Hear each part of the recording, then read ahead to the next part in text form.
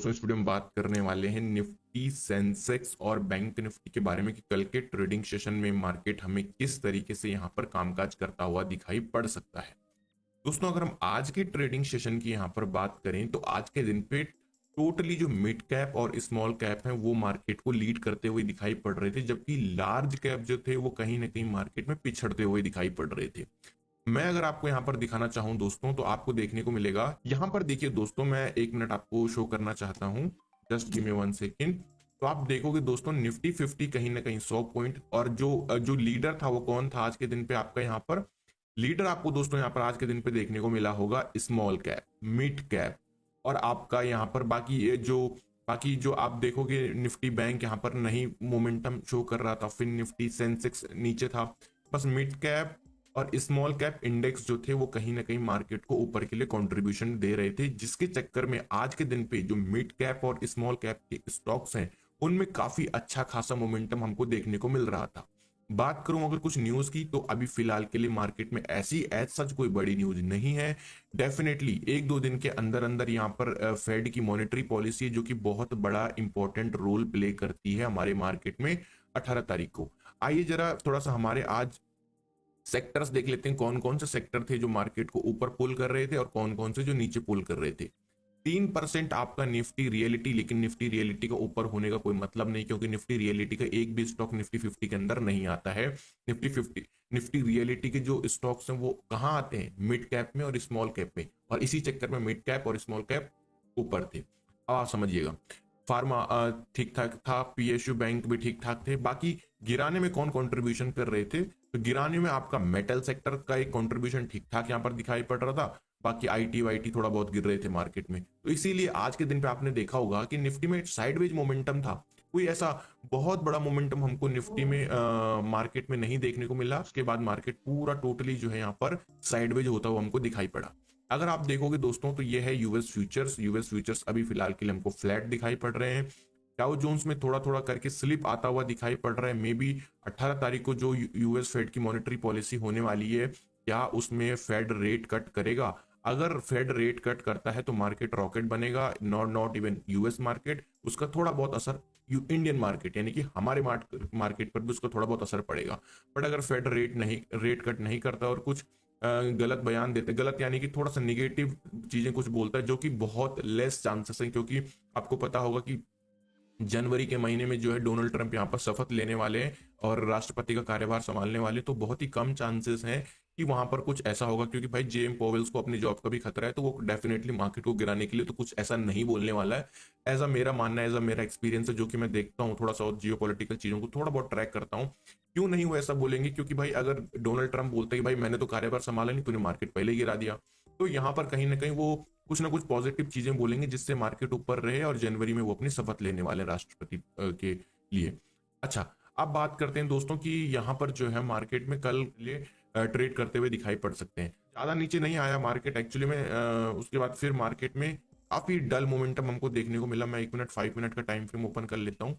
तो this is the 5 minute time frame, chart को reset भी कर लेता हूँ। ओके, और उसके बाद अगर आप देखोगे तो टोटली जो है हमको पूरे का पूरा दिन भर मार्केट में साइडवेज मोमेंटम देखने को मिला। नीचे आने के बाद पूरा टोटली डल था, कोई वॉल्यूम ही नहीं थे मार्केट में, ट्रेड करना बड़ा मुश्किल हो गया था ट्रेडर्स को।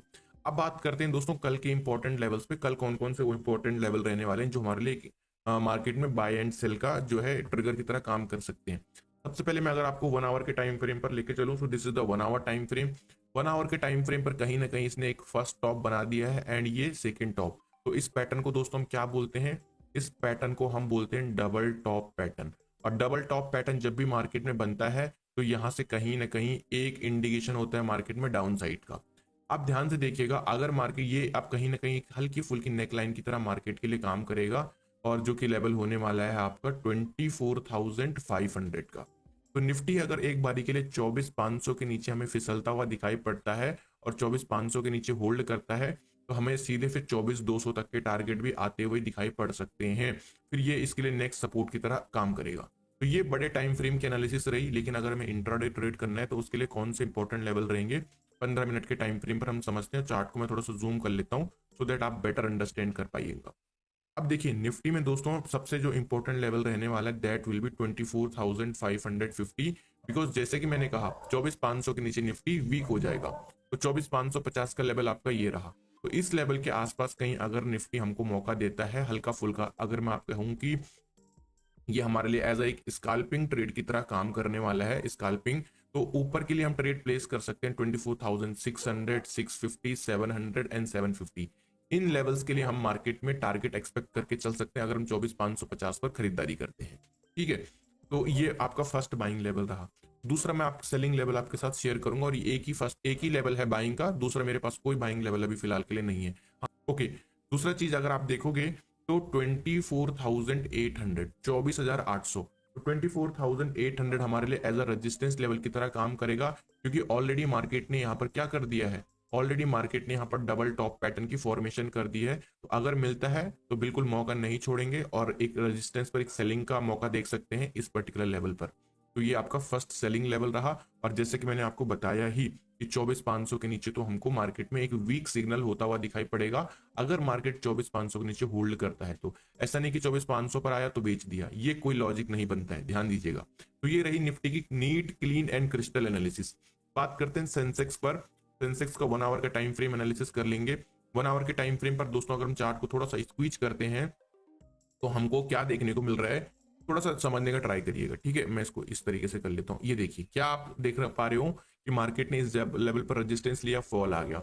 मार्केट ने इस लेवल पर रेजिस्टेंस लिया, अगेन फॉल आ गया। इस लेवल पर रेजिस्टेंस लिया, अगेन फॉल आ गया। फिर मार्केट ने resistance, fall, resistance, and market again यहां से कहीं ना कहीं क्या कर रहा है, इस लेवल से ये रिजेक्शन ले रहा है। ओके, तो ये लेवल आपके लिए एज अ रेजिस्टेंस की तरह मार्केट में काम करने वाला है। अब देखिए किस तरीके से हम इसको ट्रेड करने वाले हैं। मैं इसको 15 मिनट के टाइम फ्रेम पर लेके चलूंगा और चार्ट को जूम करूंगा जहां पर एक्चुअली हमको एंट्री बनानी है। Same similar kind of chart हमको निफ्टी का और सेंसेक्स का बनता हुआ दिखाई पड़ रहा है। तो सेंसेक्स में 81,300 का एक लेवल है जहां पर हमको अगर मार्केट मौका देता है, मॉर्निंग में मान लो एक हल्का फुल्का मार्केट अगर एक गैप डाउन ओपनिंग के बाद हमको एक मौका दे देता है 81,300 के नियर बाई, तो एक ऊपर की साइड का ट्रेड यहाँ पर देखा जाएगा। ठीक है, एक ही बाइंग लेवल है फिलहाल के लिए। अगर सेलिंग की बात करूं तो 82,100, एक 82,100, तो ये कहां से, 82,000 से। तो 82,000 टू 82,100 ये जो रेंज रहेगी ये हमारे लिए एज अ सेलिंग रेंज रहेगी। ये दो पॉइंट जो है इनको भूलिएगा मत। इस लेवल पर कहीं अगर हमको मौका मिलता है मार्केट में तो हम यहाँ पर एक सेलिंग साइड का ट्रेड अपना प्लान करके चल सकते हैं, जिसमें हमको नीचे के टारगेट देखने को मिलेंगे इसमें, सेंसेक्स में। ठीक है, ओके। अब दोस्तों यहाँ पर बात कर, ये सेंसेक्स के सिर्फ दो ही लेवल थे, एक लेवल और है सेंसेक्स में जो कि है आपका 81,000, 81,000 मे बी 81,000 के नीचे अगर निकलता हुआ दिखाई पड़ेगा तो हमको सेलिंग भी आती हुई दिखाई पड़ सकती है। तो फिर हम इसको इस तरीके से प्लान करेंगे। ठीक है, 81,200, सॉरी 81,200 के नीचे हमको सेलिंग आती हुई दिखाई पड़ सकती है। इस लेवल के नीचे हमको सेंसेक्स में सेलिंग का प्लान बनाना है। करते हैं दोस्तों यहाँ पर कि बैंक निफ्टी में किस तरीके से ट्रेड लिया जा सकता है। तो ये बैंक निफ्टी का चार्ट है। अगेन मैं यहाँ पर क्या करूंगा, 1 आवर का टाइम फ्रेम ओपन करूंगा। 1 आवर के टाइम फ्रेम पर हमको क्या देखने को मिल रहा है, एक ह्यूज अपसाइड का मोमेंटम हमको देखने को मिला था लास्ट फ्राइडे के ट्रेडिंग सेशन में, लेकिन इस लेवल पर मार्केट ने बहुत ज्यादा टाइम स्पेंड किया हुआ है और अगेन फिर वही ड्रामे कर रहा है।